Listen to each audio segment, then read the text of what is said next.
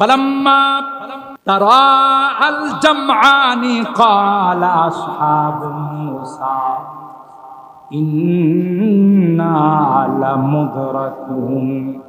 যখনই দেখলাম পিছনে ফেরাউনের বাহিনী আমাদেরকে ধরার জন্য আসতেছে, সামনে লৌহিত সাগর, তখন মুসা আলাইহিস সালামের উম্মত বনি ইসরাইল বলল, মুসা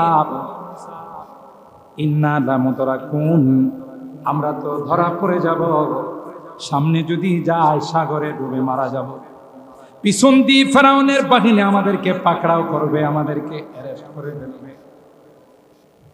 হযরত মুসা পয়গম্বর ধমক দিয়ে বলেছিলেন, ক্বালা কাল্লা ইন্না মাইয়া রাব্বি সায়াহদিনি।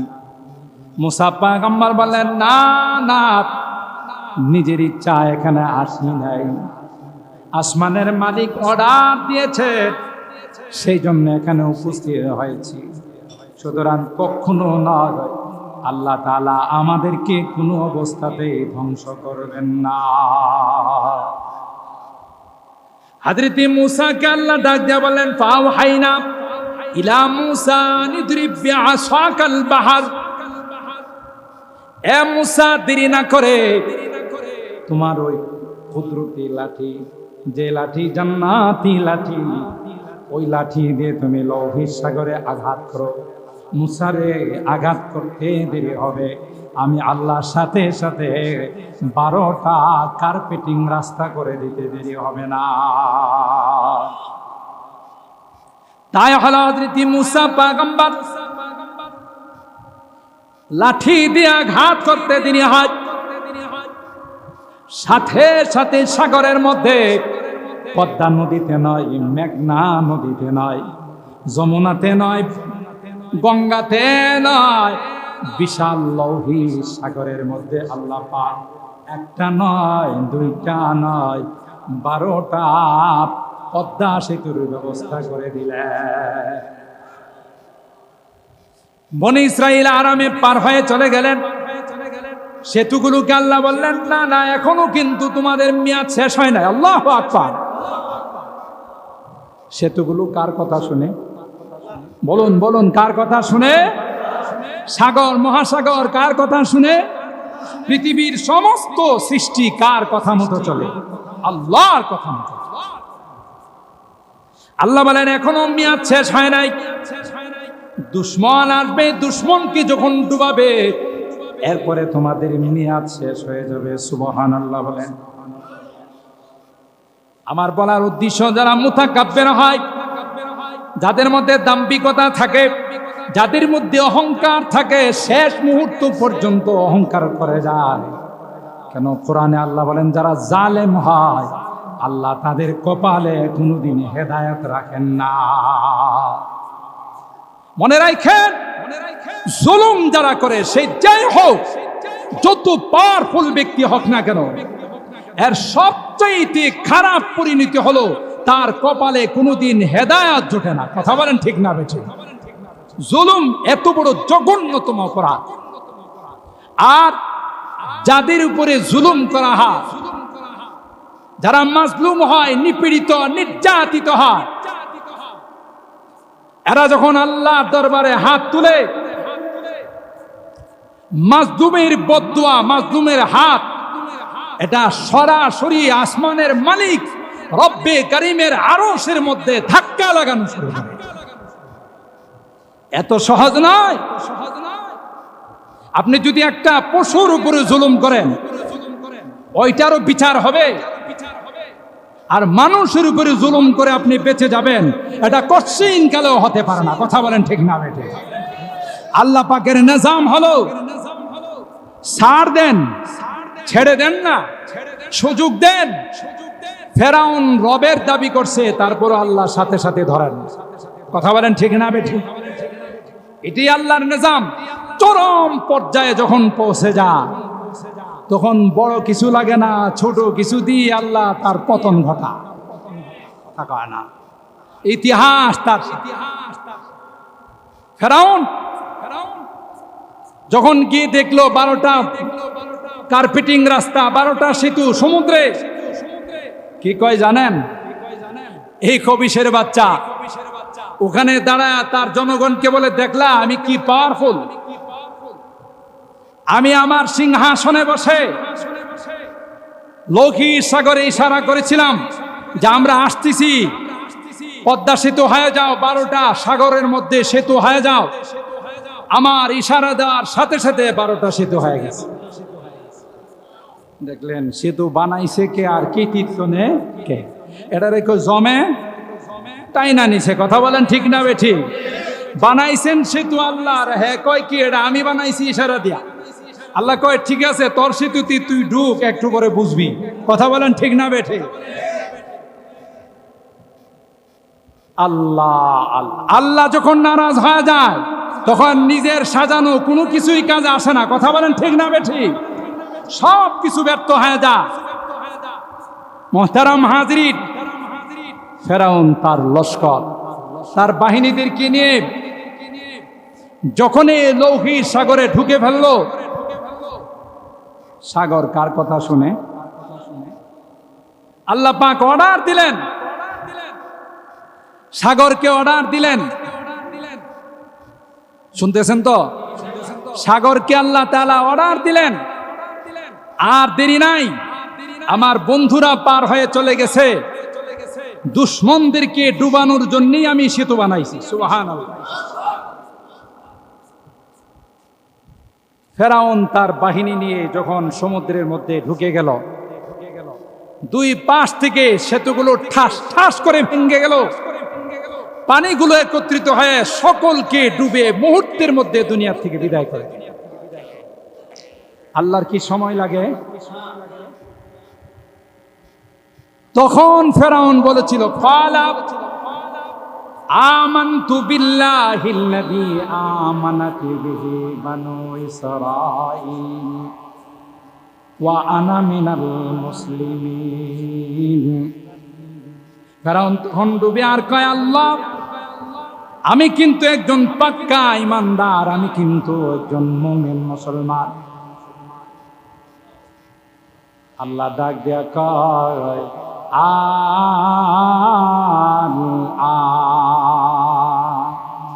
وقد عصيت قبل وكنت من المفسدين। বহুবার তোমার কাছে মুসা নবী, হারুন পয়গম্বর দাওয়াত নিয়ে গেছে, তুমি তাদের দাওয়াত গ্রহণ করো নাই। এখন তোমার মেয়াদ শেষ হয়ে গেছে, এখন 1000 বার ঈমান আনলেও তোমার কাজে লাগবে না। ফেরাউন আছে না শেষ? ফেরাউনের বংশধর আছে না শেষ? কথা কয় না। এখন লাইট মারলে ফেরাউনের বংশধর এখনো আছে, ফেরাউন নাই। কথা বলেন ঠিক না বেঠি? ফেরাউনের কালচার এখনো, তার প্রত্যেকটা যারা আছে তারা পৃথিবীর মধ্যে আছে, ঠিক না বেঠি? কিন্তু ফেরাউনকে আল্লাহ ধ্বংস করে দেখিয়ে দিয়েছেন, যত পাওয়ার দেখাক আমার কাছে টিকবে না। নমরুদকে শেষ করে দিয়েছেন। আবু জাহেল, মক্কার সবচেয়ে সুপার পাওয়ার, 2টা পিচ্চিকে দিয়ে আল্লাহ আবু জাহেলকে দুনিয়া থেকে বিদায় করে। কয়জন পিচ্চি? 2টা পিচ্চি, মুআদ আর মুআব্বাস, 2 ভাই মার কাছ থেকে বিদায় নিয়ে আসতেছে। মা, বদরের যুদ্ধে যাব। আল্লাহু আকবার বলেন। বদরের যুদ্ধে যাব। মা মাথায় হাত বুলিয়ে বলে, যা, যুদ্ধের থেকে যেন আর ফেরত আমার ঘরে কোনো দিন না আসতে হয়। আমি কিয়ামতের কঠিন ময়দানে আল্লাহর আদালতে শহীদের মা হিসাবে আত্মপ্রকাশ করব। হকের পক্ষে না হকের বিরুদ্ধে? কথা বলেন। হকের পক্ষে না হকের বিরুদ্ধে? যতদিন যখনই যারা আন্দোলন করবে হকের পক্ষে এবং না হকের জুলুমের বিরুদ্ধে, তাদেরকেই শহীদ বলা হবে। কথা বলেন ঠিক না বেঠি? শাহাদাতের মর্তবা পাবে। আল্লাহ তাআলা পৃথিবীর ইতিহাসে আমাদেরকে দেখিয়ে দিয়েছেন, যত বড় কঠোর, যত বড় পাওয়ারফুল ব্যক্তি, আমি তাদেরকে শেষ করতে সময় লাগে। কথা বলেন ঠিক না বেঠিক? মুহতারাম হাজিরিন, তাই যে কথা বলতেছিলাম যে এই কোরআনের বিরুদ্ধে যারাই ষড়যন্ত্র করবে, কোরআন থাকবে, কোরআনওয়ালারা থাকবে, কোরআনের পক্ষে যারা তারা থাকবে, যারা ষড়যন্ত্র করবে তাদের অস্তিত্ব বিলীন হয়ে যাবে। ঠিক না ঠিক? আপনারা শিক্ষিত মানুষ অনেকে আছেন এখানে, ভার্সিটির টিচার আছেন, অনেকে স্কুল কলেজ বা উচ্চ শিক্ষিত অনেক ব্যক্তিরা এখানে আছেন। এখনো কয়েকদিন আগেও ঢাকা ভার্সিটির মধ্যে একটা মানববন্ধন হয়েছিল, যেখানে তারা মানববন্ধন করেছিল কলকাতায় একজন চিকিৎসককে ধর্ষণ করে তাকে হত্যা করা হয়েছিল। ওখানে কলকাতাতে বিশাল মিছিল, মিটিং, আন্দোলন হচ্ছে। তার এই সমর্থনে আমাদের ঢাকা ভার্সিটিতে কিছু মানুষ জমা হয়েছে। উদ্দেশ্য হলো তাদের ওটার প্রতিবাদ জানাবে, অবশ্যই অন্যায়ের প্রতিবাদ জানাবে, এটা হলো বাস্তবতা। কিন্তু আপনারা বিভিন্ন মিডিয়াতে ওই রিপোর্টগুলো, ফুটেজগুলো, কভারেজগুলো আপনারা দেখবেন, ওখানে 13 দফা দাবি পেশ করা হয়েছে। একজন মাননীয় উপদেষ্টা তিনি ওখানে উপস্থিত হয়ে তাদেরকে বলেছিলেন যে আপনাদের যত দাবি দেওয়া আছে সব এখানে পেশ করুন, আমি একজন উপদেষ্টা হিসাবে তা বাস্তবায়ন করার জন্য ঝাঁপিয়ে পড়ব। মানববন্ধন বা প্রতিবাদ সমাবেশ হলো কলকাতার ওই ডাক্তারকে অন্যায়ভাবে হত্যা করা হয়েছে এই ব্যানারে। আর তাদের প্রথম দাবি হলো, 1 নাম্বার দাবি হলো যে এদেশে যত লিঙ্গ আছে, যাদের কি লিঙ্গ বলা হয়, বিভিন্ন জাতি, তাদেরকে সমান অধিকার দিতে হবে। নারী পুরুষ এটা তো আমরা বুঝি, তৃতীয় লিঙ্গ আরেকটা আছে হিজড়া যাদেরকে বলে, সেটাও বুঝি, কিন্তু এরা এই শব্দ ব্যবহার করে নাই। এদের দাবির মধ্যে ছিল যত লিঙ্গ আছে, যাদের কি লিঙ্গ বলা হয়, সকলকে সমান অধিকার দিতে হবে। এটার জন্য প্রয়োজনে আমরা রক্ত দিতে রাজি আছি। আর মাননীয় উপদেষ্টা বলেছেন আমিও এটা বাস্তবায়ন করার জন্য জান দিয়ে আমি চেষ্টা করব। এটার ভিতরে যে কি ছিল এটা হয়তো সাধারণ মানুষ বুঝবে না। এর দ্বারা তাদের স্পষ্ট বার্তা ছিল, সমকামিতায় যারা লিপ্ত হয়, ট্রান্সজেন্ডারের নামে যারা লিঙ্গ পরিবর্তন করতে চায়, তাদেরকে সরকারি স্বীকৃতি দিতে হবে। এটা সম্পূর্ণ কোরআন সুন্নাহ বিরোধী। কথা বলেন ঠিক কিনা? চিন্তা করেন কি কৌশলে এরা মনে করে এই জাতীয় শব্দ ব্যবহার করলে আলেম ওলামারা, মৌলবীরা বুঝবে না যে আলেম ওলামারা কিতাবের বাইনা সতর বলে, মাঝখান থেকে শব্দ বের করে করে কিতাব বুঝে। যে আলেম ওলামারা ছোট ছোট অক্ষর পড়ে তাফসীর বুঝে, আর আপনি সূক্ষ্মভাবে কোরআন সুন্নাহর বিরুদ্ধে কথা বলে যাবেন, আলেম ওলামারা বুঝবে না। এটা বুকার সরগরে বসবাস করতে হবে। কথা বলেন ঠিক কিনা?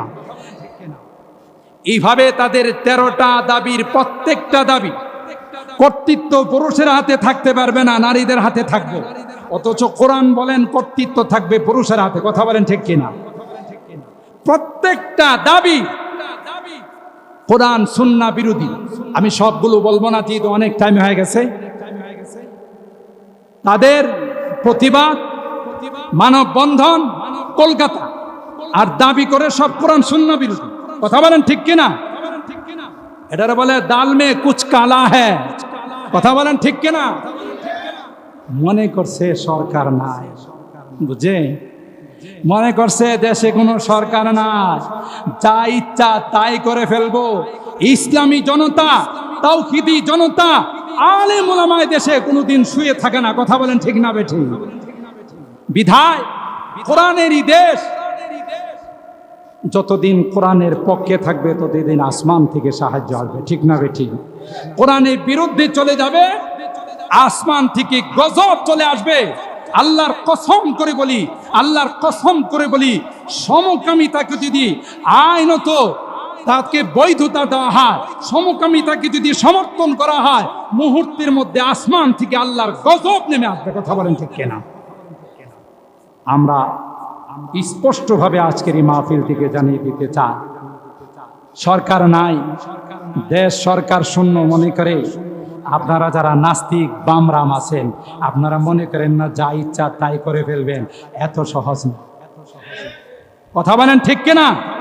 বহু পাওয়ারফুল সরকাররা চেষ্টা করছে এ দেশকে নাস্তিক আর মুরতাদের দেশ বানানোর জন্য, পারে নাই। আপনি কেডা? কথা বলেন ঠিক না বেঠিক?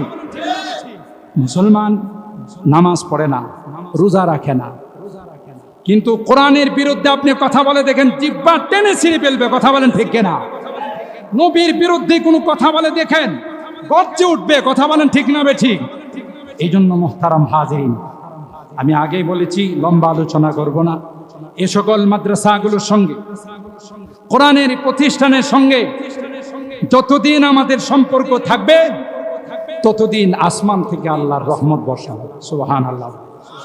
আর যেদিন থেকে আমাদের কোরআনের সাথে সম্পর্ক ছিন্ন হয়ে যাবে, কোরআনওয়ালাদের সাথে সম্পর্ক ছিন্ন হয়ে যাবে, সেদিন থেকে আসমানি গজব আমাদের উপরে নাযিল। কথা বলেন ঠিক না বেঠিক? এই যে বন্যার পানি, এই বন্যার পানি, পানি তো সাগরে থাকে, পানি বড় বড় নদীতে থাকে। পানি কেন আমার ঘরের ছাদের উপর আসবে? পানি কেন আমার ঘরের উপর উঠবে? পানি কেন উঁচা জায়গাতে উঠবে? এটা আল্লাহর হুকুমে আসছে, ঠিক না? আর দ্বিতীয়ত যারা আমাদের পাশে, যাদেরকে আমরা সব সময় মনে করি আমাদের অন্তরঙ্গ বন্ধু, কথা বলেন ঠিক না বেঠিক?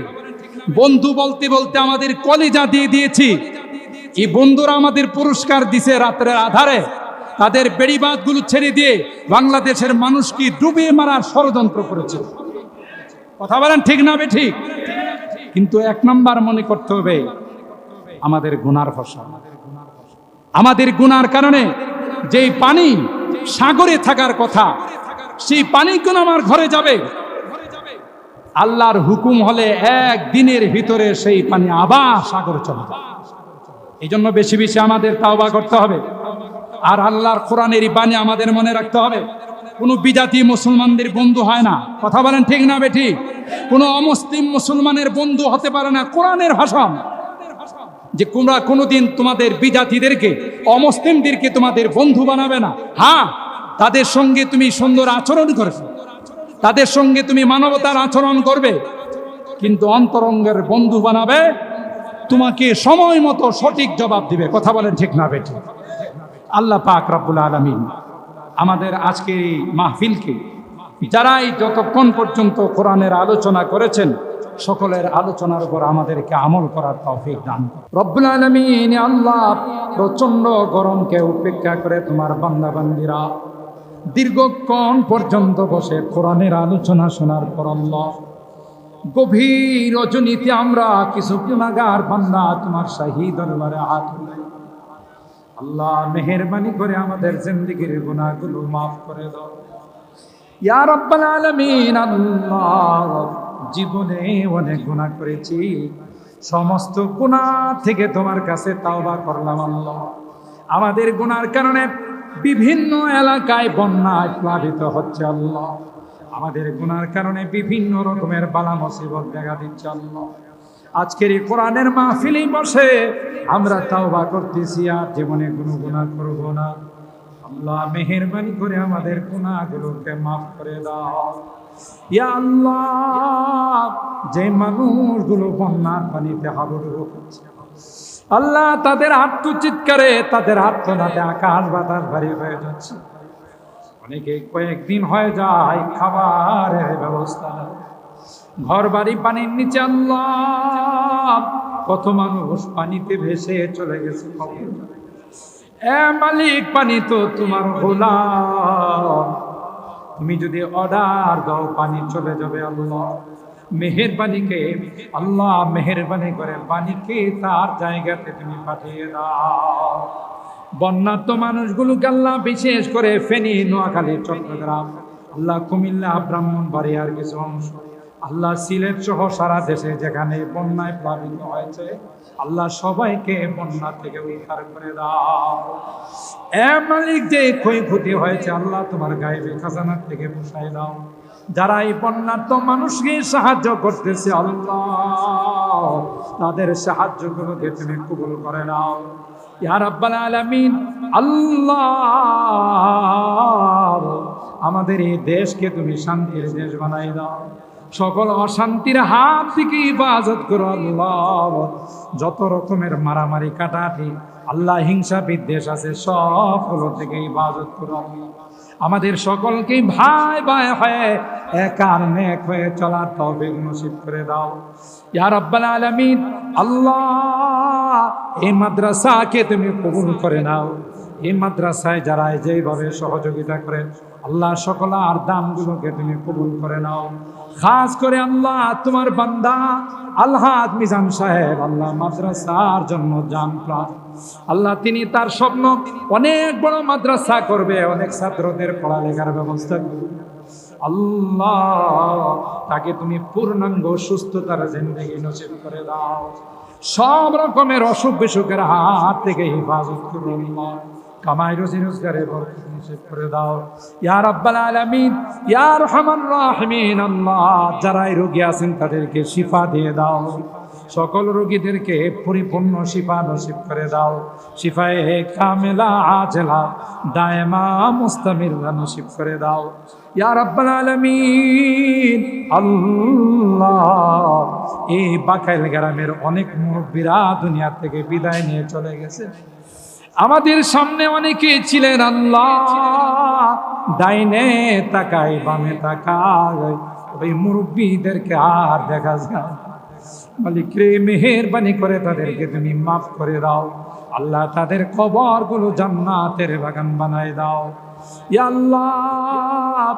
আমাদের এই বাকাইলের কৃতি সন্তান ছিলেন আমার চাচা যান আল্লাহ জয়নাল আব্দিন বাকাইলি সাহেব, আল্লাহ মেহেরবানি করে তার জিন্দেগির গুনাহগুলো মাফ করে দাও, তার জীবনের সমস্ত নেক আমলগুলোকে কবুল করে নাও আল্লাহ, তার কবরখানা জান্নাতুল ফেরদাউস নসিব করে দাও ও রব্বি করিম। আল্লাহ আমাদের অনেকের সন্তানেরা বিদেশের বাড়িতে আছে আল্লাহ, তাদের কামাই রোজগারে বরকত নসিব করে দাও আল্লাহ, তাদের সহি সালামতি রাখো, আবার আমাদের কাছে আল্লাহ সহি সালামতি ফিরাই দিও আল্লাহ।